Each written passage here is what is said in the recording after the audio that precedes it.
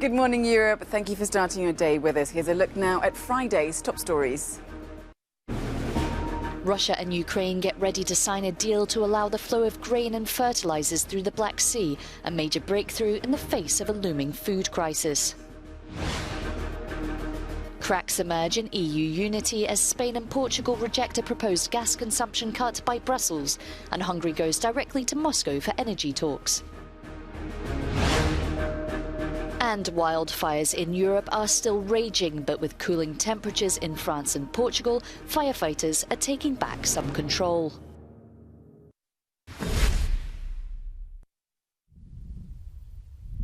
Russia and Ukraine are expected to sign today a much-anticipated deal brokered in Turkey to allow the flow of grain and fertilizers from the war-torn region. The agreement, based on a UN plan, would see grain exports resume through the Black Sea. The safety of the shipments is expected to be overseen by a UN monitoring group based in Istanbul.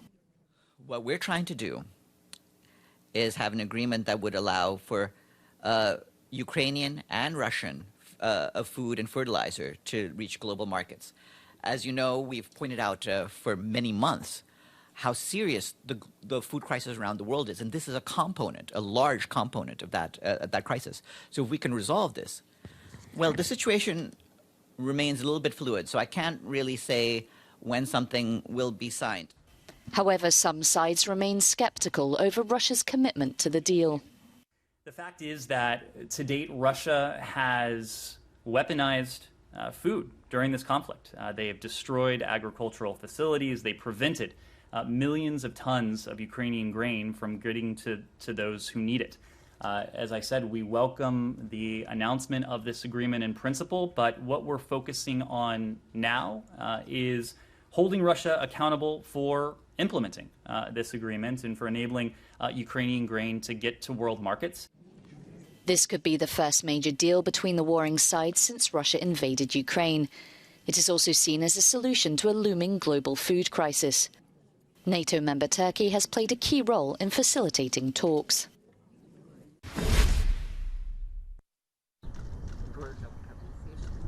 Spain and Portugal say they will reject a 15% cut in gas consumption proposed by Brussels, with Greece also following suit. The measure was announced on Wednesday by the European Commission President Ursula von der Leyen during the Commission's campaign on its emergency plan to reduce energy demand. Portugal considers Brussels' proposal as unsustainable. Speaking to national media, Portugal's Secretary of State for the Environment and Energy said that a 15% cut in gas consumption would virtually force the country to be without electricity. For João Galamba, Brussels has not taken into account the needs of the Iberian Peninsula, where drought has led to an increase in the consumption of gas and electricity.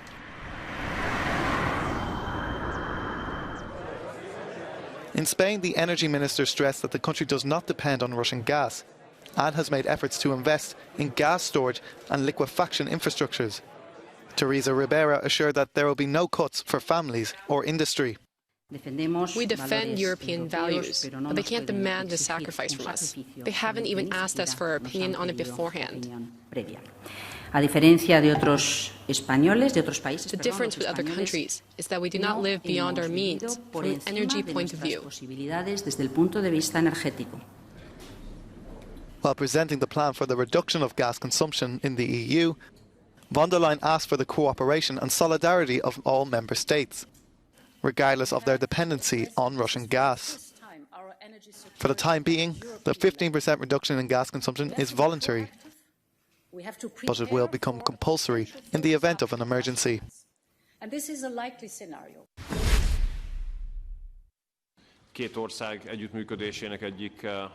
Hungary's Foreign Minister Peter Szijjártó was in Moscow on Thursday, hoping to buy close to 1 billion cubic meters of natural gas, despite EU sanctions. Speaking to reporters in the Russian capital, Szijjártó said Budapest is determined to ensure its energy security. Russian Foreign Minister Sergei Lavrov said Budapest's request for additional gas would be immediately forwarded and studied. The visit comes just one day after Brussels asked member states to reduce energy consumption by 15% to overcome the loss of Russian supplies following the Kremlin's invasion of Ukraine on the 24th of February.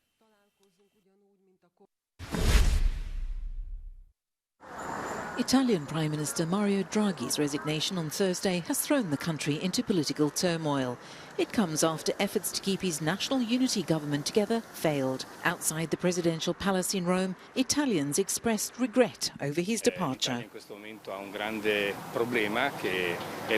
Italy has a big problem at the moment, which is certainly linked to the government's crisis and is also linked to our European partners. So I sincerely hope that Draghi can reconsider and that this government can go ahead, because the situation is very critical at the moment for Italy. We already have the crisis, the war, the pandemic. In short, I believe in Draghi, who is also a very respected person in Europe, in my opinion. And it's a pity, because I'm an Italian, and I hoped that our politicians wouldn't go so far.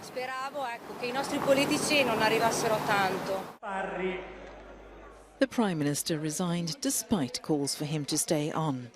World leaders had been hoping for stability in Italy as it faces the challenges of Russia's war in Ukraine.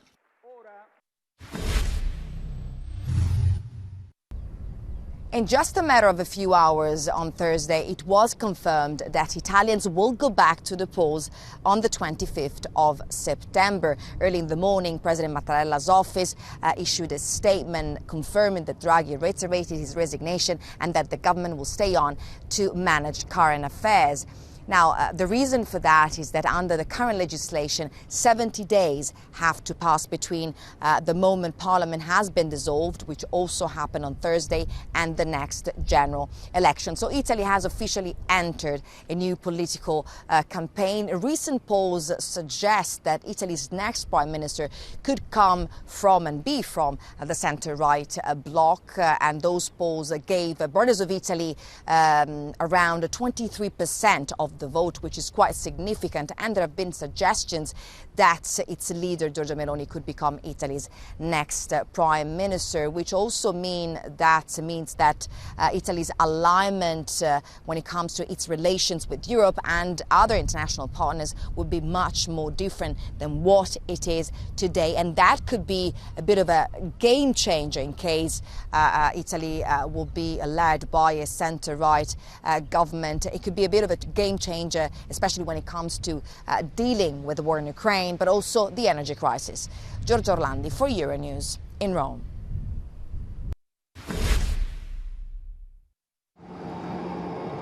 The European Central Bank has raised interest rates by more than expected to 0.5 percentage point to combat record inflation. It'll be the first time the ECB has raised rates since 2011.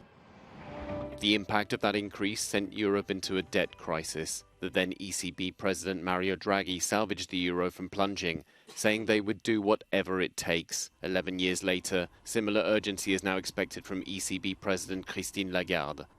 With the European Union facing political instability and a soaring energy crisis, investors are well and truly sceptical.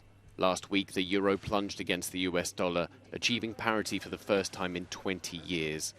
Economists believe the ECB is being too timid in its efforts to tackle inflation rates, with 9 EU countries hitting double figures for the month of June.